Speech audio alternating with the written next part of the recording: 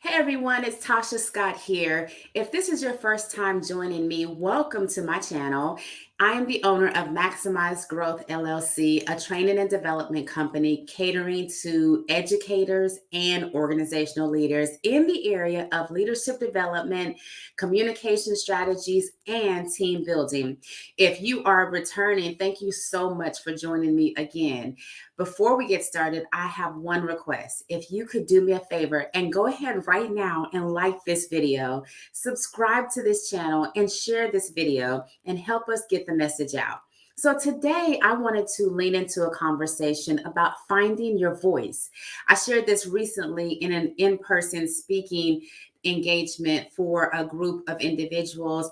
And I shared with them, when it comes to finding your voice, I really think about leaders here. This is not people who don't have influence. This is not just for anybody. I want to specifically address this for leaders, because how many of you all leaders know that sometimes we forget the power of our own voice? We forget the power of our own influence. And sometimes, if we're honest, some of us actually feel like, man, I've never really had a voice, or somewhere along the way life happens and we feel like we've lost it.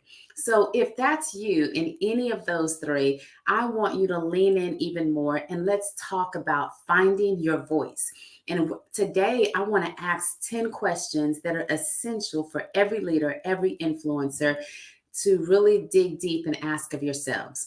So y'all ready? All right. So the first question that I want you to think about is, what angers you? And when you think about what angers you, I really want you to lean into purpose here. Because a lot of times we hear it said that our purpose is the thing that excites us. It's the thing that we do if we didn't get paid and all of that, right? Well, I want you to reconsider that sometimes our anger is the thing that leads us to our purpose, because we're angry over the fact of, here's what we'll say: why are they doing anything? Or don't they know that's wrong? Or something like that. And here's the thing: a lot of times people don't know that it's wrong. Just bear with me, okay? Or a lot of times they don't know the answer. You know why? Because you're the leader, you're the influencer. And that's why it angers you so much, because the answer, the solution, it's actually in you. And so we have to ask ourselves why we're angry in the first place. And again, sometimes this is a clue that will help us to lead to our purpose. Number two, what makes you cry? Now, for all of my strong people out here, I want you to just hear me out for a minute, okay? Crying is not a sign of weakness. Crying is a sign of passion. Crying means that you're alive. And so, what makes you cry? Maybe it's a sad movie or a happy movie, but could it be something like maybe things that really evoke passion in you, or when you see maybe injustice, or maybe you see someone that doesn't believe in themselves and that makes you passionate, or it could be any number of things. But again, when you ask yourself, what makes me cry? What you're really doing is you're giving yourself permission to understand the things that you're passionate about. So, number three question: what have you mastered? This speaks to your expertise.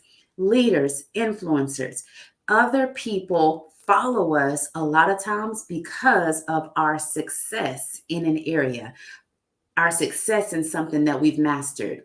And don't be afraid. This is not proud in an unhealthy, toxic kind of way, but don't be afraid to let people know what you bring to the table. Don't be afraid when you're speaking to those that you're mentoring, that you're coaching, that you're leading, to be able to tell them, this is how I can help you, or better yet, to show them what you have mastered, because people love to follow people that are successful in an area.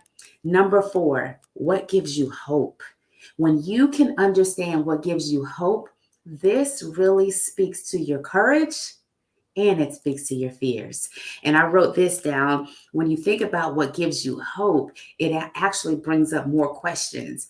What do you look forward to? What great vision do you have for the future? Because hope is a powerful motivator. It's not a great strategy, but it's definitely a great motivator and can give you a clues on how you may be able to compel others to act. Again, this speaks to your courage and your fears, because if we don't allow our fears to stop us, we can keep going. And sometimes we can use those as fuel. Number five, as a child, what did you want to be when you grew up? This actually speaks to your destiny. Now, I understand some of you are like, Tasha, I am nothing of what I thought I was going to be. But sometimes those are clues to help us to understand our why. Did you know that? Sometimes looking back is a good thing if we look back for clues for growth ahead. So, what did you want to be when you grew up? For me, I'll give you an example. I wanted to be a writer. I used to write stories and I remember sharing them with my friends on the playground, literally as early as elementary school. And I remember being so excited about how my words impacted people. In fact, when I was in Colorado Springs, my dad was military. I remember winning this contest, and it was called the Sixth Grade Writers Workshop. I was one of two sixth graders in my school that actually won and got a chance to go to the district. It was amazing.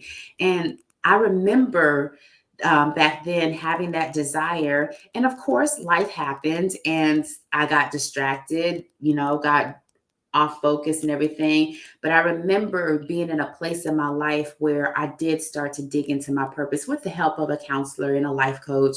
And I remember thinking back on that time. And do you know what happened? The desire came back.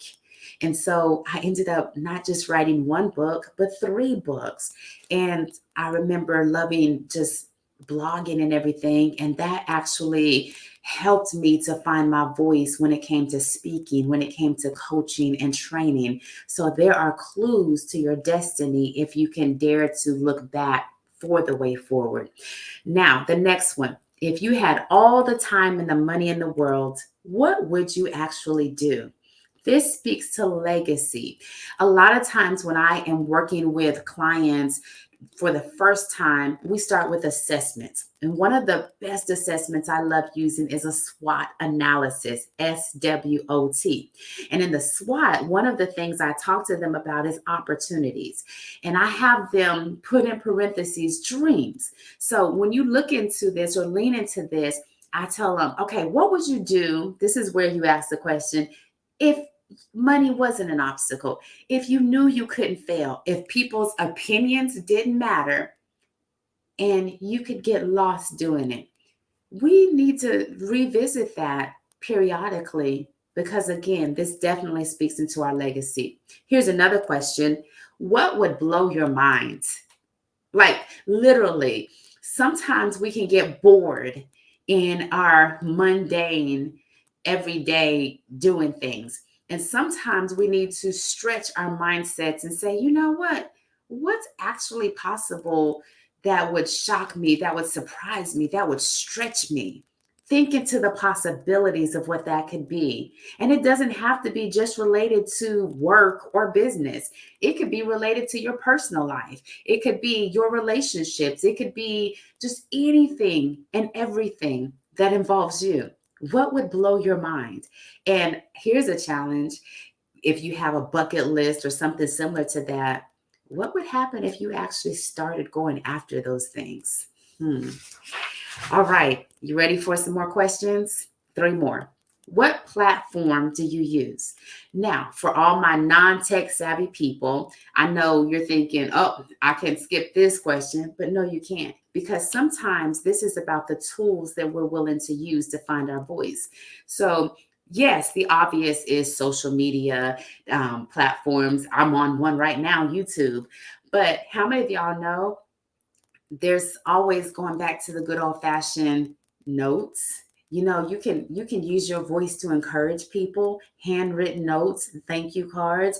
You can use your voice to reach out to someone in a phone call, or maybe you're having lunch or dinner or something with someone. These are ways that you can find your voice and find the most effective way to use your voice. These are tools. It's not all social media. It's not all those old fashioned ways. Sometimes it's a mixture of all of it. You just have to figure out what's the best platform to use your voice and amplify it even more. What change would you like to see in the world? Truett Cathy from Chick-fil-A has this amazing saying that goes like this: the change that I wish to see must begin in me. Ever since I heard that, I've been reciting that in speaking engagements right here today. But think about that. What change would you like to see in the world? And whatever that change is, that speaks to opportunity. But before it can be out here in the world, how about it being the change in us? I can't show up and speak, coach, and train anyone if I have not done the inward work. And let me tell you, I'm a work in progress. You're a work in progress. So this is a question that is always evolving. Now, last question. If you only had one day left, how would you spend it? This speaks to intentional focus. Just to recap, really spoken to your purpose, your passion, your expertise, courage and fear, destiny, legacy, possibilities, tools, opportunity, and intentional focus. And I want to leave you with this. No matter which question stood out to you, I want you to make sure that you understand. Trust the process. As you do the work to find your voice, no matter where you were in the journey, whether you were someone who said, I've lost it, whether you said, I've never really had it, or whether you said, I don't really recognize my power or my influence, whatever you do, make sure that you take the time to get to know you so that you can share you, and trust the process. That's that's my story today, and trust the process. My name is Tasha M. Scott, and I'm the owner of Maximize Growth LLC. I am passionate about helping leaders to become self aware so they can become others aware, so we can be unified in our purpose and our mission for this world. My challenge to you is take a moment, go back and listen to this video, and if nothing else, answer one of the questions and get to the place where you understand who you are, why you are, so you can share you with the world. Thank you.